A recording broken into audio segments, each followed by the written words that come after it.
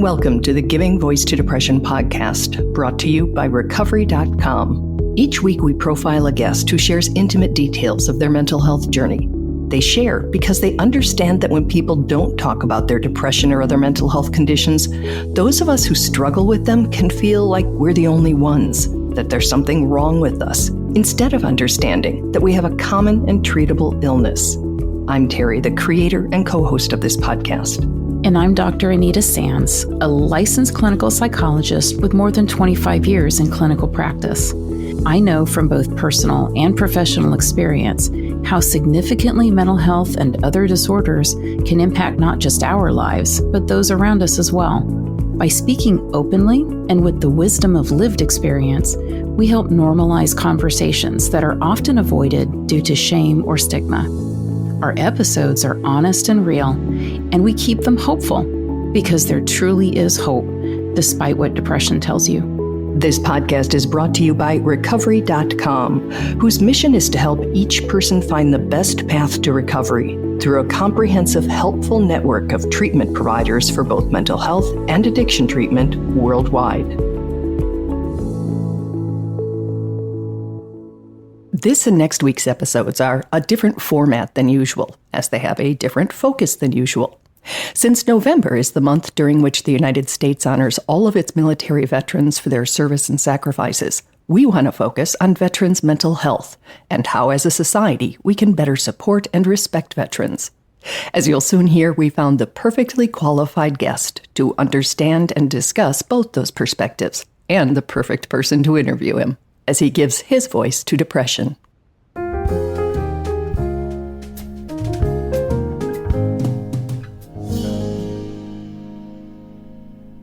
Hello, everyone. This is Dr. Anita Sands, co-host of the Giving Voice to Depression podcast.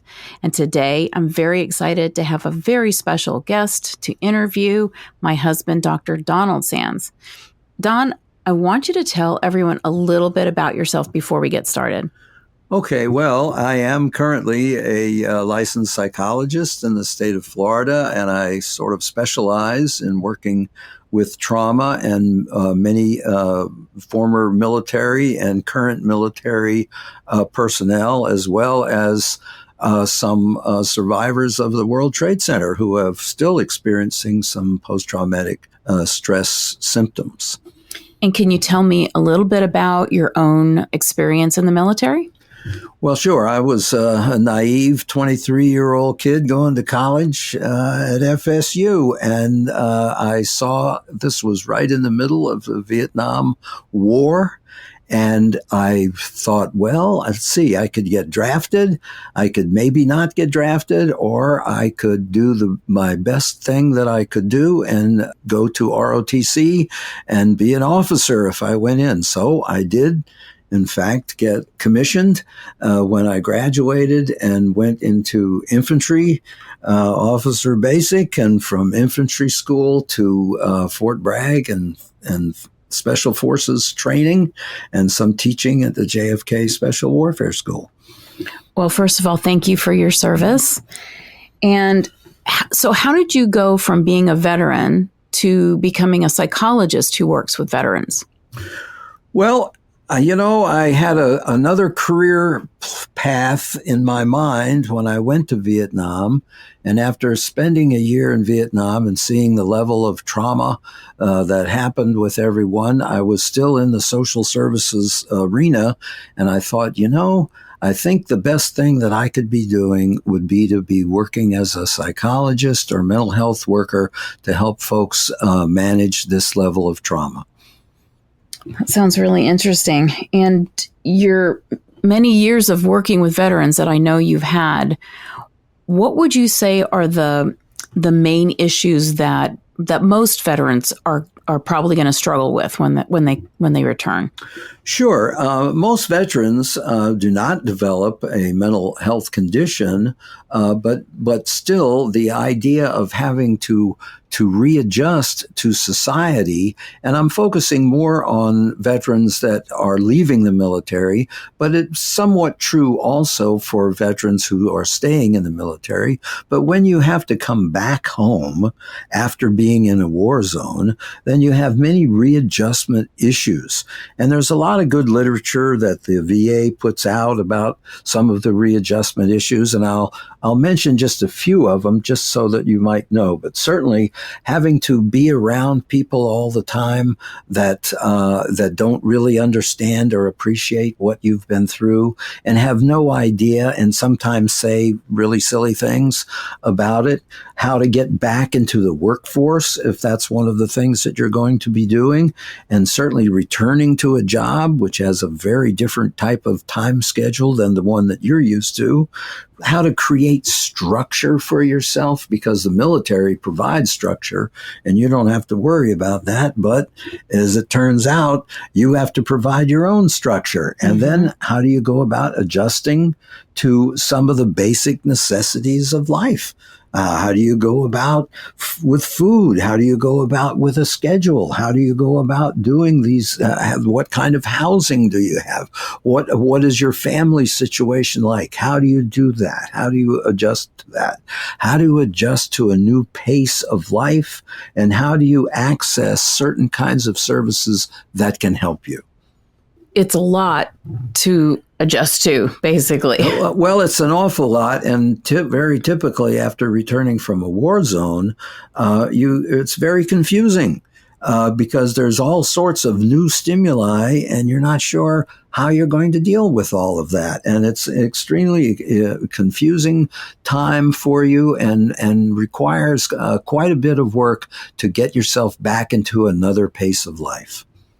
That makes a lot of sense. Now, I imagine that not all veterans do struggle with mental health issues when they return, but for the ones that do, can you talk a little bit about what would be the most common? Well, certainly the most common mental health issue for people returning from a war zone is post-traumatic stress disorder, PTSD. And the PTSD, there's a bunch of symptom clusters that are associated with the kinds of symptoms that you would see if you might be experiencing post-traumatic stress. And post-traumatic stress becomes diagnosable when it interrupts your life. That is, everybody that's been in a war zone or been experiencing any kind of trauma like the World Trade Center or an assault or some other terrific traumatic event, anyone is going to have some symptoms of post-traumatic stress. That doesn't necessarily become diagnosable until it really interrupts your life. But let me mention some of these symptom clusters. The first is symptoms of intrusion. That is where you have these intrusive memories, and you've probably heard about flashbacks and nightmares, and all of these types of things are in the cluster of intrusive types of things. The second cluster is about avoidance of stimuli. I have 9/11 people who still duck every time a plane goes over. And so they try to find a place to live where they're as far away from an airport as they possibly can. And that's true of other kinds of sounds, sights, and smells. And people try to avoid them so they can avoid the reaction that they have to the stimuli.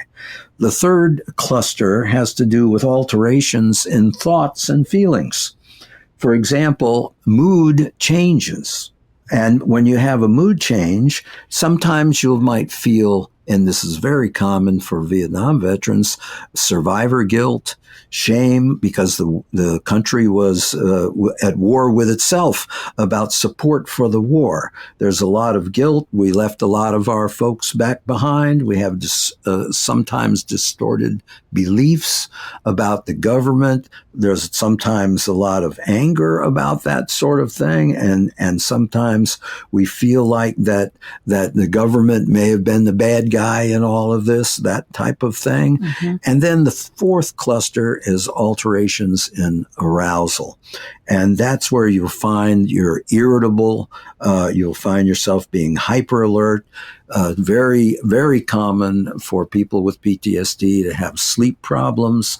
Very common to have lots of problems with concentration. So these are just a very broad brush type of ideas about the different kinds of symptoms that you might be experiencing if you have post-traumatic stress disorder. And you were talking about the fact that it's when functioning is being affected. Can you just speak a little bit to how would you know when your functioning is being affected in different areas of your life? Well, when you're getting feedback from folks that you're not acting in a normal kind of way. When your partner is saying, "Hey, we've got a problem here." Yes, absolutely. That is not unusual. When you notice that you might be using substances to blunt your feelings about how things are going on with you. If you're drinking more than you should be or using other substances in a way to try to avoid stimuli, then you know there's some kind of problem. When you can't get along with people on the job, when you're constantly angry and upset, when you're constantly in this aroused type of state, then you notice something is wrong, something is going on, and you have to do something about it. So you may know, or it may be some of the people closest to you. Right. Who may know. Yes, that's exactly right. And it's very important to be able to listen to it without overreacting. Okay. Well, thanks for that overview. That was a lot of information. It's going to be very helpful. And I know that you are coming back next week to talk more specifically about how those friends and family members and members of the community can best support veterans. And so I appreciate your being willing to be here. And as always, as you know, thank you for your service. Well, you're very welcome, and I'll be happy to come back.